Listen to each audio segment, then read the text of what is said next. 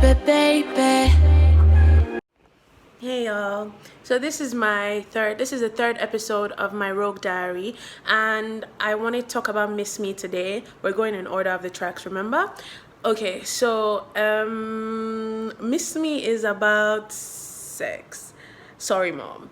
It's about sex and love, and it's basically about, you know, when you spend like a weekend together. Basically thought of the song on the ride home from one of such like encounters, and it, like, you know, when you leave them, you hope they miss you the way they miss, obviously sometimes, you know, but like, you know, it's like, I hope you miss me the way I miss you. Well, so it's like, so that's why the first line in the song goes, will you miss me? It's like flashbacks of, it's like having flashbacks of like your sexcapades, you know. So like it starts with, will you miss me? And then it goes into like, you've slipped out of consciousness into this other alternate reality where you're like reliving some of the moments that you just had.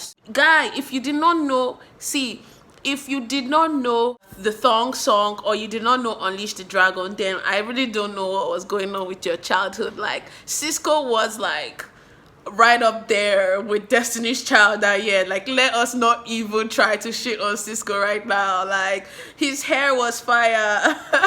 He was flame. So I channeled Cisco in this song. I channeled Cisco, I channeled Timbaland, I channeled a little bit of Janet Jackson, and I created something that I'm very proud of. I also wanted it to be something that people could sort of dance to. Like, I wanted it to be something that would be a tutter or a poppers, like a hip-hop dancer's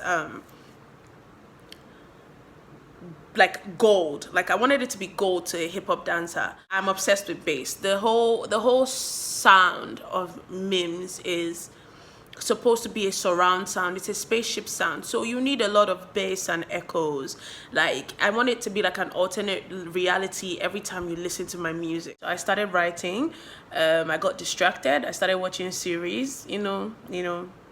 I started watching series, but the next time I went to the studio, I finished it and I loved it. I loved it. It had a totally different second verse in the first place, but I changed that and I'm happy with my decision.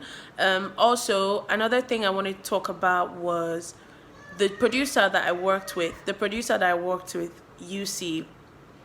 I'm not very easy to figure out. It's not very hard to understand me. Like, I'm very picky with beats. I'm very picky about like the sound, because I need it to also resonate with my brand as an artist. Like, and I have a futuristic sort of vibe to me. Like, I have a futuristic old school vibe to me. So I need someone who can capture the feeling, and he did that. He did just that, because I gave him a bunch of weird footnotes. Like, I literally wanted to slap myself. If it was me, like, if it was me that was the producer, I'd have been like, this bitch. But yeah, he captured it. I gave him 3 footnotes. I told him I want to hear the boom when the bass drops. Like, I want you to feel. I want anybody who's listening to the song with surround sound to feel the bass. Like, I want to create. I want to bring emotions out of people. So he understood that. I told him, I need someone to feel an emotion when they hear it, whether it be goosebumps, whether it be nostalgia or deja vu. I wanted them to feel something, and he captured that. Also, another thing that I wanted people to feel was the bass, and the 3rd footnote was spaceship vibes, and he brought me exactly that. The best guy. He mixed it beautifully, and that's how the song was born. Thank you very much. Enjoy.